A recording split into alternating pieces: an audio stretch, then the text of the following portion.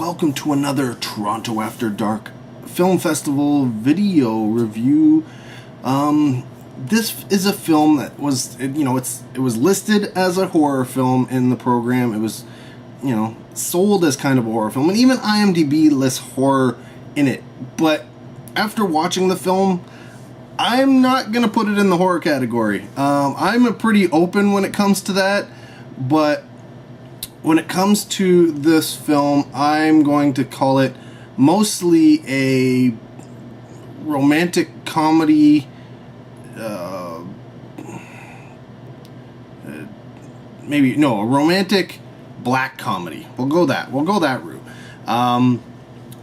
Now, there are some horrific elements in the film, and I guess that's why they're trying to shoehorn it into the horror category.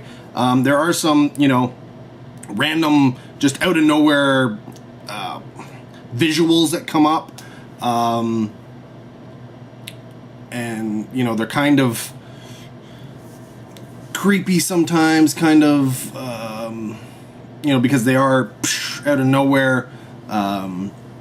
They can be a little startling, but outside of that, and the general backstory, which you learn about as you go on, there isn't much in terms of horror in this film.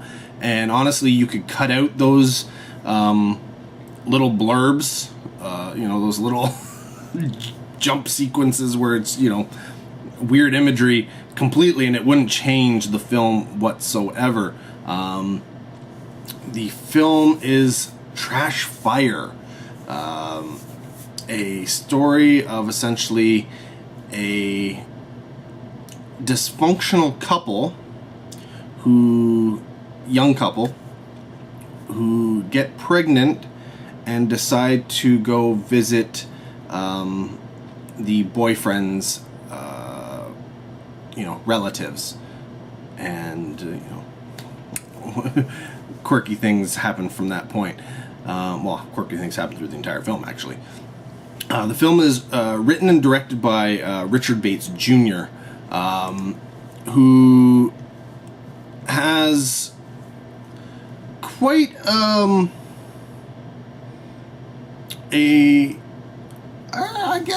would say mildly known. He hasn't done a lot, but he has done quite a few things that were well received.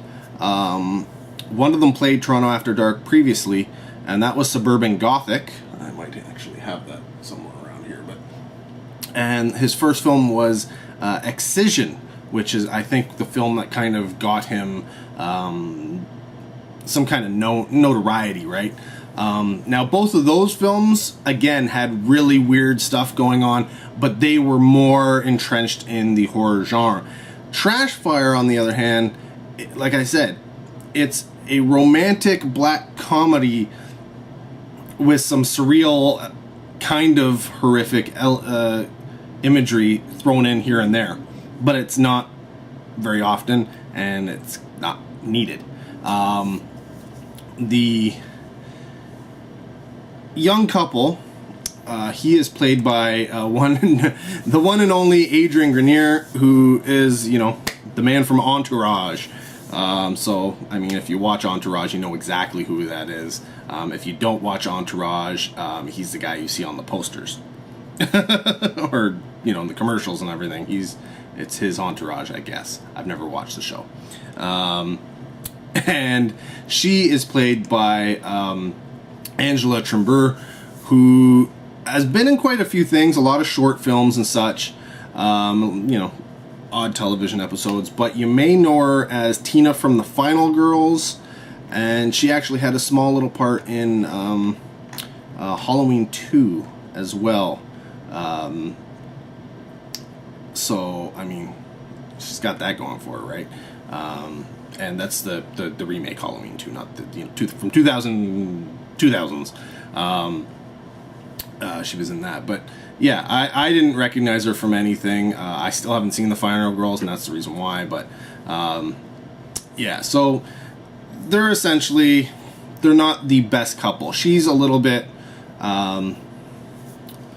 you know, she's with, he's broken, essentially. He is a kind of sociopathic dick. He really comes off as that, you know, macho, I don't care boyfriend, blah, blah, blah, blah, blah. And she's just sort of taken the punishment. But he's a dick to, like, everybody. And so a lot of the first half of the film is their relationship and, you know, different things. They celebrate their anniversary and they meet, you know, her brother and just stuff like that. And it just seems every, you know, scene after scene after scene, you do not like him whatsoever. He's a real dick. And so eventually, you know, it comes out, she says, you know what, I'm pregnant.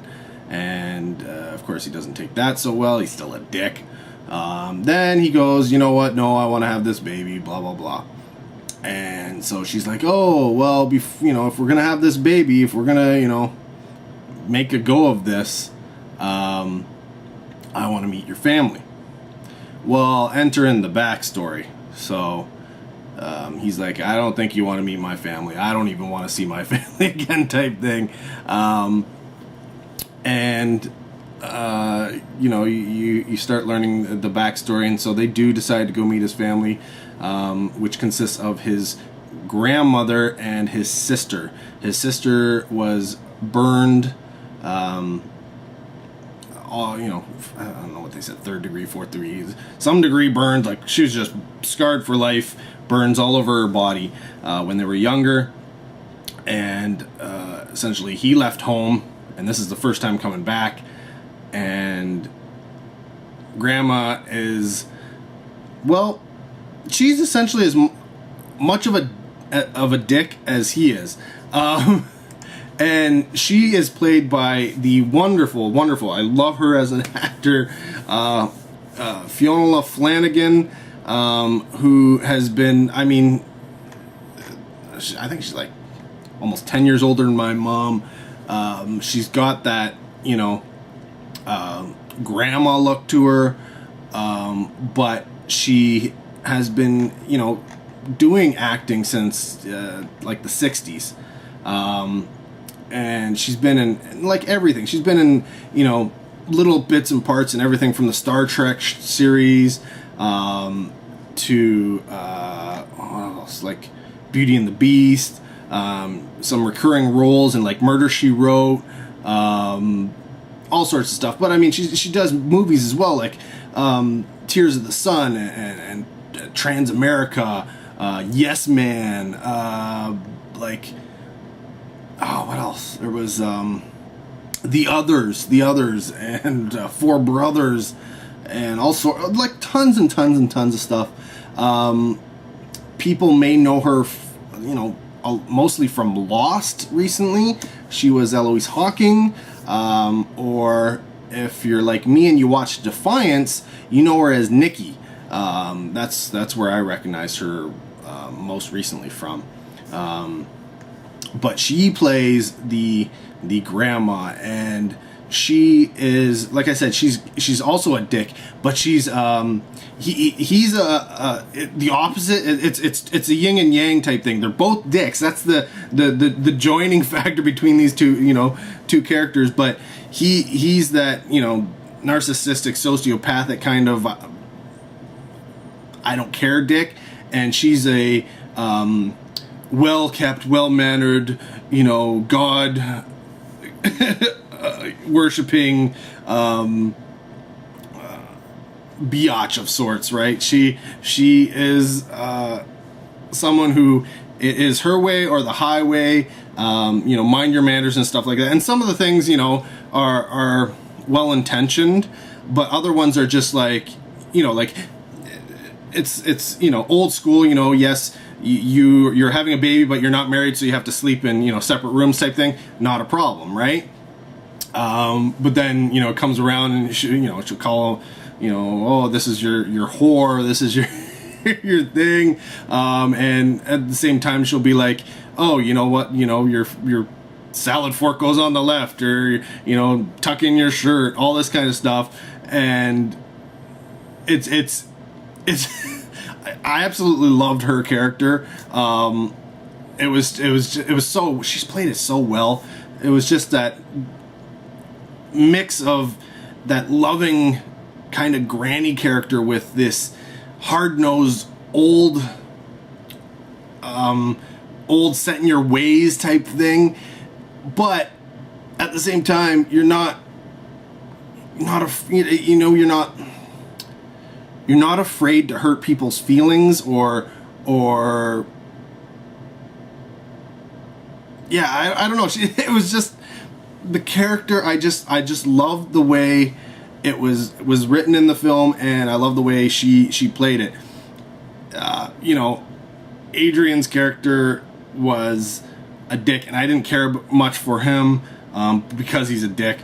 You're not supposed to care for him. Unfortunately, come the second half, he now becomes the wounded soul, and now you go from hating him, you're supposed to now feel sorry for him, and the grandma is now the enemy, and you start learning more and more and more and more about this backstory of this family and all that kind of stuff,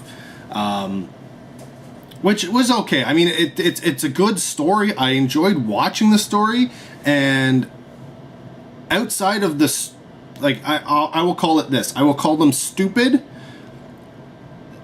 surreal images that just sort of pop up on screen and stuff like that.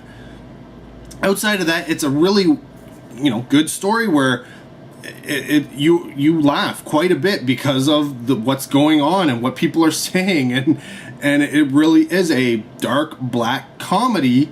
And then you have this, I don't even know if I called it a romantic comedy, but it's because there's a relationship going on in here. But the romance is I'd be skirting the romance portion at best. So yeah, it's one of those films where if you like black comedies, if you like that whole dark side of comedy where it's not lighthearted at all, and you like quirky families, Trash Fire is definitely something you're going to want to check out.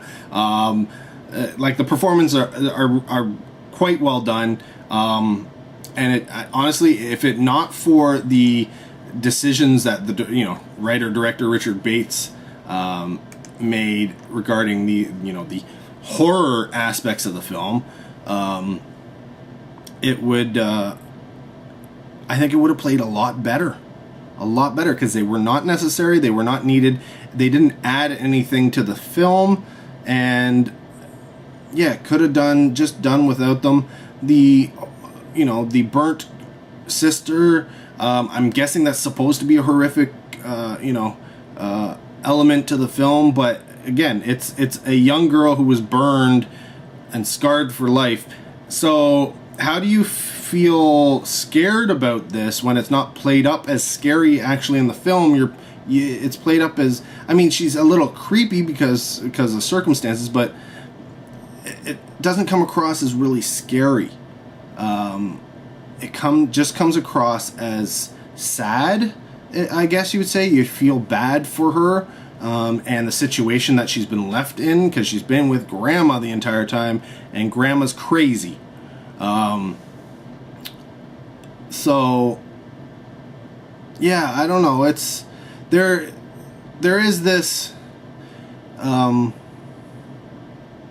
underlying history, which the story is essentially trying to unravel and tell, and the viewer is learning about these things, and so are the people in the film at the same time,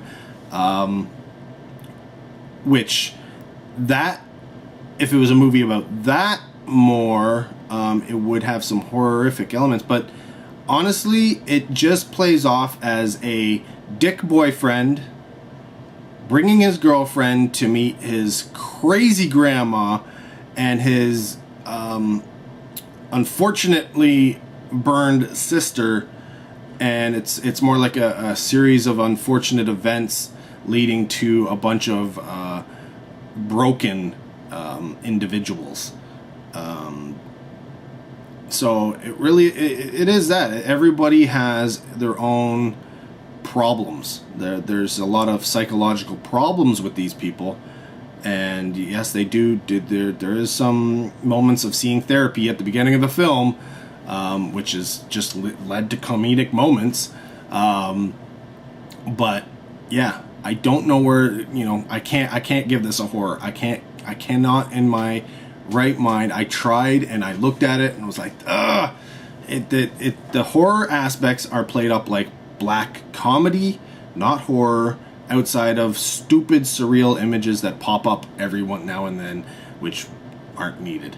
If you cut them out, it's not a horror film whatsoever. So yeah, if you're going in there hoping for some kind of scary, brooding horror type film, you're not going to get it. What you're going to get is a black comedy with a slight romantic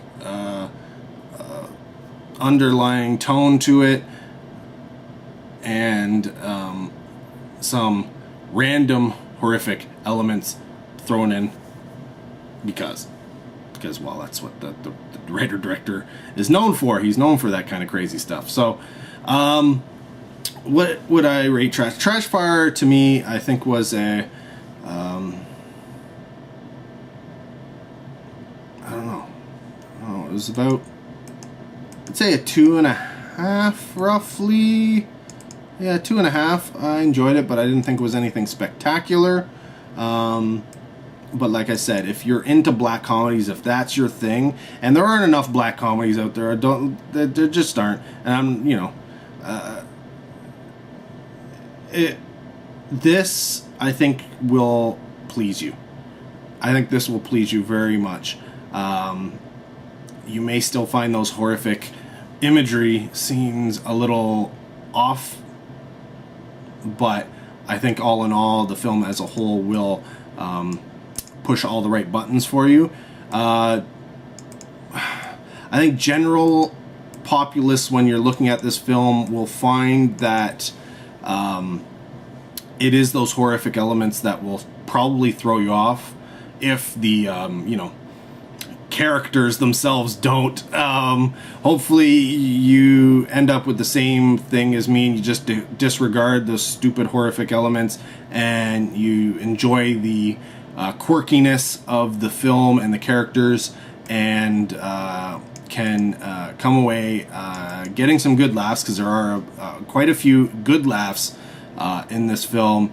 And yeah, I think that's about all you really need to know. It's Trashfire from Richard Bates Jr. It's not for everybody. It's not really something I would suggest going to pay for in theaters, but you know what? If it is on Netflix, and if you're at all intrigued, check it out. I think you'll be pleasantly surprised. Just keep it in mind, you're going to have some moments where you're just not feeling it. Yeah, so there you go. Trashfire at the Toronto After Dark Film Festival. My thoughts, enjoyable but not great, but at least it got me to laugh, and that's not easy to do sometimes. So thanks for watching. Till next video, take care, have a good one.